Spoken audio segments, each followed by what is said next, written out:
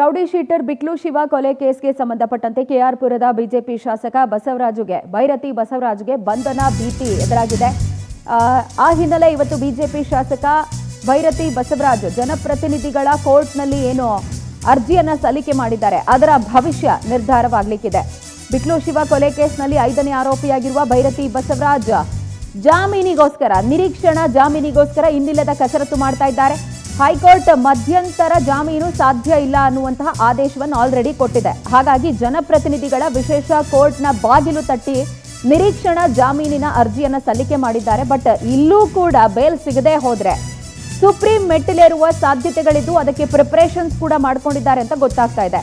ಮತ್ತೊಂದು ಕಡೆ ಈಗಾಗಲೇ ತಲೆಮರೆಸಿಕೊಂಡಿರುವಂತಹ ಭೈರತಿ ಹುಡುಕಾಟದಲ್ಲಿ ಸಿಐಡಿ ತಂಡ ನಿರತವಾಗಿದ್ದು 3-4 ಟೀಮ್ಗಳನ್ನು ಕೂಡ ರಚನೆ ಮಾಡಿಕೊಂಡು ಫುಲ್ ಆಕ್ಟಿವ್ ಆಗಿ ಕಾರ್ಯಾಚರಣೆ ಮಾಡ್ತಾ ಇದ್ದಾರೆ. ಬಟ್ ಇವತ್ತು ನಿರೀಕ್ಷಣಾ ಜಾಮೀನು ಸಿಗದೆ ಹೋದ್ರೆ ಲುಕ್ಔಟ್ ನೋಟಿಸ್ ಅನ್ನ ಜಾರಿ ಮಾಡುವಂತ ಸಾಧ್ಯತೆಗಳು ಕೂಡ ದಟ್ಟವಾಗಿ ಕಂಡು ಬರ್ತಾ ಇದೆ. ಬಿಕ್ಲು ಶಿವ ಕೊಲೆ ಕೇಸ್ನಲ್ಲಿ ಭೈರತಿ ಬಸವರಾಜ್ಗೆ ಬಂಧನ ಭೀತಿ ಎದುರಾಗಿದೆ. ಜನಪ್ರತಿನಿಧಿಗಳ ವಿಶೇಷ ಕೋರ್ಟ್ನಲ್ಲಿ ನಿರೀಕ್ಷಣಾ ಜಾಮೀನಿಗೆ ಅರ್ಜಿಯನ್ನ ಸಲ್ಲಿಕೆ ಮಾಡಿದ್ದಾರೆ. ಇವತ್ತು ಆ ಅರ್ಜಿ ವಿಚಾರಣೆಗೆ ಬರುತ್ತೆ. ಸೊ ಇವತ್ತು ಬೇಲ್ ಮತ್ತೆ ಕ್ಯಾನ್ಸಲ್, ಬೇಲ್ ಕೊಡದೆ ಕೋರ್ಟ್ ಮತ್ತೆ ಸಂಕಷ್ಟಕ್ಕೆ ದೂಡುತ್ತಾ ಅನ್ನೋದು ಸದ್ಯಕ್ಕಿರುವಂತ ಪ್ರಶ್ನೆ. ಡೀಟೇಲ್ಸ್ ಕೊಡ್ತಾರೆ ನಮ್ಮ ಪ್ರತಿನಿಧಿ ಸುಚಿತ್ರಾ, ನಮ್ಮೊಂದಿಗೆ ನೇರ ಸಂಪರ್ಕಕ್ಕೆ ಸಿಗ್ತಾ ಇದ್ದಾರೆ. ಸುಚಿತ್ರಾ, ಈಗಾಗಲೇ 3-4 ಟೀಮ್ಗಳನ್ನ ಮಾಡಿಕೊಂಡು ಅಧಿಕಾರಿಗಳ ತಂಡ ಭೈರತಿ ಬಸವರಾಜ್ ಹುಡುಕಾಟದಲ್ಲಿದೆ. ಮತ್ತೊಂದು ಕಡೆ ಅವ್ರ ಟೀಮು ನಿರೀಕ್ಷಣಾ ಜಾಮೀನಿಗೋಸ್ಕರ ಮಾಡ್ತಾ ಇರೋದು ಇನ್ನಿಲ್ಲದ ಕಸರತ್ತು. ಸೊ ಈ ಬಗ್ಗೆ ಡೀಟೇಲ್ಸ್ ಕೊಡೋದಾದ್ರೆ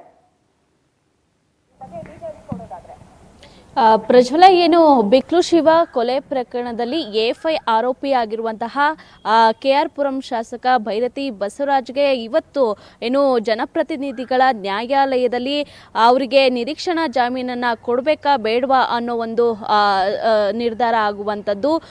ಒಂದು ವೇಳೆ ನಿರೀಕ್ಷಣಾ ಜಾಮೀನು ಸಿಕ್ಕರೆ ಈ ಒಂದು ಬಿಕ್ಲು ಶಿವ ಕೊಲೆ ಪ್ರಕರಣದಿಂದ ಬಿಗ್ ರಿಲೀಫ್ ಸಿಗುವಂತಹ ಸಾಧ್ಯತೆ ಇರುವಂಥದ್ದು. ಈಗಾಗಲೇ ಹೈಕೋರ್ಟ್ ನಿಮಗೆ ಮಧ್ಯಂತರ ರಕ್ಷಣೆಯನ್ನ ನೀಡೋದಕ್ಕೆ ಸಾಧ್ಯ ಇಲ್ಲ ಅಂತ ಹೇಳಿದಂತಹ ಕಾರಣದಿಂದಾಗಿ ಭೈರತಿ ಬಸವರಾಜ್ ಅವರು ಜನಪ್ರತಿನಿಧಿಗಳ ನ್ಯಾಯಾಲಯದಲ್ಲಿ ಒಂದು ನಿರೀಕ್ಷಣಾ ಜಾಮೀನಿಗೆ ಅರ್ಜಿಯನ್ನ ಸಲ್ಲಿಸಿದ್ರು. ಇವತ್ತು ಕೂಡ ಸಿಐಡಿ ಪರ ವಕೀಲರು ಏನೋ ಇದಕ್ಕೆ ಆಕ್ಷೇಪಣೆಯನ್ನ ಕೂಡ ಸಲ್ಲಿಕೆಯನ್ನ ಮಾಡುವಂಥದ್ದು. ಆನಂತರವಾಗಿ ಇಲ್ಲೂ ಕೂಡ ಇವರಿಗೆ ನಿರೀಕ್ಷಣಾ ಜಾಮೀನು ಸಿಗದೇ ಇದ್ದಲ್ಲಿ ಅವರು ಸುಪ್ರೀಂ ಮೆಟ್ಟಿಲನ್ನ ಕೂಡ ಇರುವಂತಹ ಸಾಧ್ಯತೆ ಇದೆ.